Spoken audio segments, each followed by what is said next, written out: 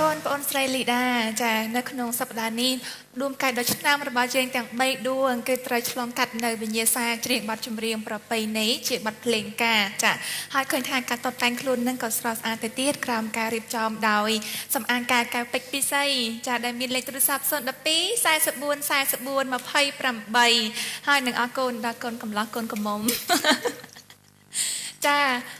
អរគុណដល់ក្រុមការងាររបស់ទូរទស្សន៍អប្សរាផងដែលបានចូលរួមតុបតែងវេទិការបស់យើងឲ្យកាន់តែមានភាពលេចធ្លោហើយជាពិសេសគឺក្រុមការងាររបស់បងមេងបឡូចាចេះកាត់តហើយចេះទាំងបច្ចេកទេសសម្លេងហើយត្រូវចេះសម្ដែងទៀតចាអរគុណច្រើនចំពោះបងអូនលីដាវិញសប្តាហ៍នេះចាមានអ្នកគ្រប់គ្រងផ្ដល់កម្លាំងចិត្តដល់បងអូនស្រីទេចាបងសប្តាហ៍នេះមានចែប៉ាអ៊ំម៉ាអ៊ំហើយនឹងអ្នកម្ដាយរបស់នាងខ្ញុំផងដែរចាជំរាបសួរចាជំរាបសួរបងស្រីចាចំពោះចានាងខ្ញុំហៅថាបងស្រីឬក៏ប្អូនស្រីទៅហៅប្អូនស្រីបងចាប្អូនស្រីត្រូវយ៉ាងម៉េចជាមួយនឹងលីដាដែរត្រូវជាបងស្រីជីដូនមួយត្រូវជាបងស្រីជីដូនមួយចានេះគឺជាលើកទី1ដែលបានអញ្ជើញមកទស្សនាដោយផ្ទាល់ចាលើកទី1ប៉ុន្តែនៅផ្ទះវិញតាមដានប្អូនរហូតចាសប្តាហ៍នេះយល់ថាប្អូនលីដាការច្រៀងរបស់គាត់យ៉ាងណាដែរច្រៀងបានល្អព្រោះអីបទភ្លេងការមិនងាយទេបងកុំងាយដូចថាការអឿនហើយនឹងការសំឡេងអើយអីហ្នឹងគឺគាត់ធ្វើបានល្អមែនតើសូមសរសើរគាត់ចាចំពោះប្អូនស្រីវិញយល់ថាលីដានឹងអាចឆ្លងផុតនៅវគ្គជម្រុះនៅសប្តាហ៍ក្រោយៗទៀតដែរទេខ្ញុំក៏អត់ដឹងដែរហ្នឹងវាអាស្រ័យទៅលើសមត្ថភាពប្អូនស្រីផ្ទាល់ហើយនឹងគណៈកម្មការគាត់យល់ពីបទចម្រៀងបានច្រើនអញ្ចឹងគាត់អាចថ្លឹងថ្លែងថាប្អូនស្រីខ្ញុំយ៉ាងម៉េចអីចឹងបងចាអរគុណច្រើនដូច្នេះយើងនឹងងាកមកស្ដាប់នៃការយល់ឃើញពីគណៈកម្មការរបស់យើងចាសូមអញ្ជើញអ្នកបងសួនចន្ទថាសួស្តីបងអូនលីនដាចាជំរាបសួរអ្នកគ្រូចាថ្ងៃនេះបថោងតោងស្បៃណោះចាឃើញថាធ្វើឲ្យអ្នកគ្រូនឹកឃើញកាលហើយការនោះណាអូននឹងរៀមរាតោងចូលក្នុងដូចគ្នាហ្នឹងប៉ុន្តែមិនឃើញតោងលេងដាវនឹងកាន់មកទេត្រូវឡើយចាឃើញថានិយាយទៅនិយាយមកចូលលក្ខណៈប្រពៃណីខ្មែរអញ្ចឹងបានថាការរៀបចំបទចម្រៀងបើយើងច្រៀងហើយខ្លែមទាំងតុកតែងឃើញទៅកើនមួយកម្រិតចាលោកគាត់លោកហ្វៃសំអាងលោករៀបចំតាមបទចម្រៀងអញ្ចឹងឃើញថាបងអូនច្រៀងហើយមើលទាំងកាយវិការទៀតអញ្ចឹងបង្កើនពីរោះបងប្អូននឹងកាន់តែបង្កើនឡើងថែមទៀតចាឥឡូវយើងងាកមកចម្រៀងបងអូនច្រៀងបានទាំងអស់តែបន្តិចទេកន្លែងអោណាថ្លៃណាកន្លែងចុះចាអោណាបងព្រៀងថាបងតោងឲ្យជាប់មើលអូនលោកដៃបងលោកដៃចាប់បងអើយកុំភ័យអោណាកុំភ័យកន្លែង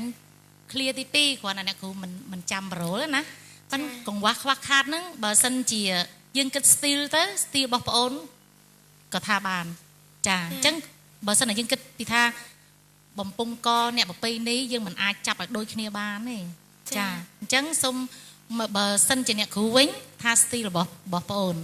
ចាតែក្រែងលោទេសនិកជនលោកថាខ្ញុំស្ដាប់អ្នកមីងរស់សេរីធាកន្លែងហ្នឹងគាត់ចុះហើយជួនកាលអ្នកពីដើមលោកថតចម្រៀងតែខុសទីក៏លោកយកដែរពីព្រោះជំនាន់ហ្នឹងអត់ទាន់មានម៉ាស៊ីនអេឡិចត្រូនិកអីទំនើបដូចសម័យឥឡូវទេអញ្ចឹងខុសត្រូវបន្តិចតួចជួនកាលគាត់យកត្មងជា style របស់គាត់ចាអញ្ចឹងបើបងអូនច្រៀងចេះលើកទុកដាក់សំឡេងសគុណស្រែកដល់អត់ភ្លាវសូមជូនពរឲ្យបងអូនបានជោគជ័យចាអរគុណអ្នកបងសួនចន្ទថាចាសូមអញ្ជើញលោកគ្រូមេងសុធីវ៉ាន់វិញម្ដងថ្ងៃនេះនៅគ្រូសួនចន្ទថាដូចជានិយាយលេងបានច្រើនហើយធ្វើឲ្យកម្មវិធីសប្បាយរីករាយណាខ្ញុំក៏សូមធ្វើដូចគាត់ដែរដើម្បីកម្មវិធីសប្បាយរីករាយបាទចាសូមសួរបន្តិចកាន់ដាវនោះជាប់ពាក្យពីអង្កលជាប់ពាក្យពីអង្កលហ្នឹងហើយមែនតាហើយចុះខាង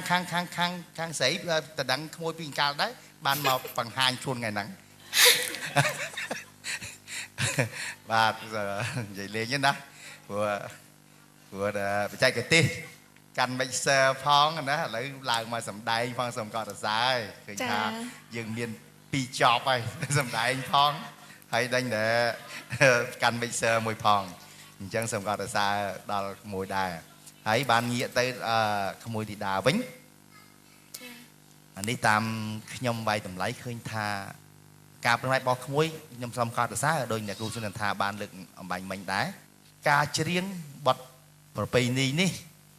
គឺវាមានអឿនរបស់វាចាអឿននោះអឿនបរមបុរាណយើងហ្នឹងគឺថាលោកគ្រូចាស់គាត់ដឹងហើយអឿនរបៀបភ្លេងការឬក៏អឿនរបៀបភ្លេង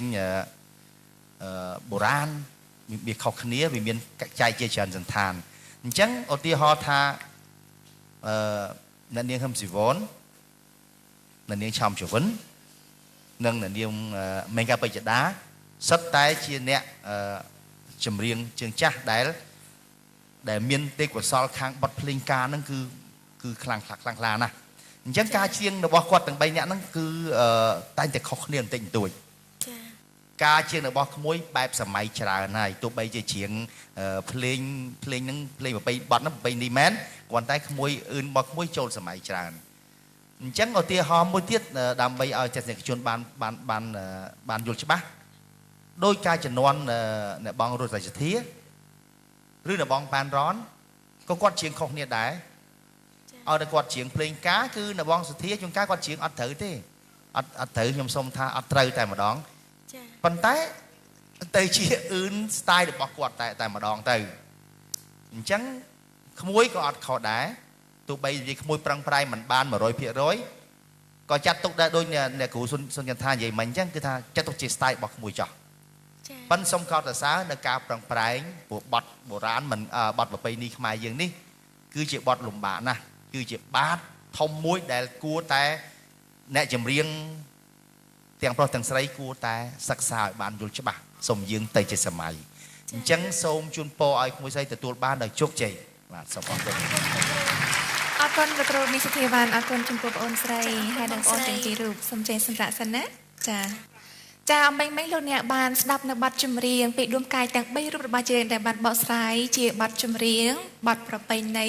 របស់ខ្មែរយើងនៅពេលនេះចាផ្លាស់ប្ដូរនៅបទចម្រៀងជាចង្វាក់ប្រពៃណីមកកាន់បទចម្រៀងញាក់កន្ត្រាក់អារម្មណ៍សម័យបច្ចុប្បន្ននេះវិញម្ដងតើដួងកាយរបស់យើងក៏ផ្លាស់ប្ដូរបទចម្រៀងនេះមានលក្ខណៈកាន់តែល្អប្រសើរយ៉ាងណាចាបទចម្រៀងរបស់ដួងកាយដែលត្រូវចូលខ្លួនមកបកស្រាយជាបន្តមកទៀតនេះគឺជាបទចម្រៀងដែលនាំមកជូនលោកអ្នកដោយក្រុមហ៊ុន Toyota Cambodia ក្រុមហ៊ុន Toyota